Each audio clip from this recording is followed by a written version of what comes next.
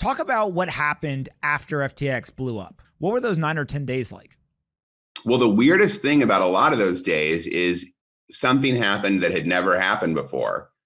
Sam went silent, and that's one of the things which Nathaniel Whittemore really talks about on his podcast afterwards, once it's all said and done and FTX has gone into bankruptcy, is just that like everybody was like, what the hell, for the first time ever, our CEO who won't shut up is not saying anything. And that was a real source of concern to lots of people. And, I've got sources in there who are inside the company and who are just like, look, if Alameda goes under, that's no big deal. They're just one market maker, in the company. We're resilient against that. We got multiple market makers. It should be no problem.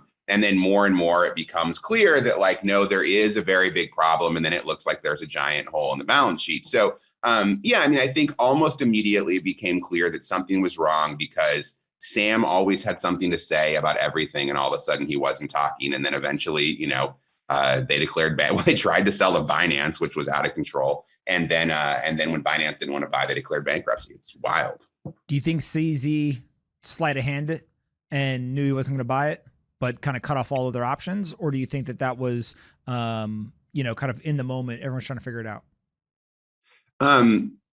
My colleague, Dan Primack at Axios, did some reporting on this a little bit at the time. And, who knows, it's all just opinions and things like that. But his sources at the time told him that what CZ believed he was doing was inflicting a little pain on a rival who'd been kind of a jerk. And it turned out that there was way more there than even he suspected. So I think CZ was trying to slap Sam on the wrist. I don't really think he thought he could sink the company with a tweet.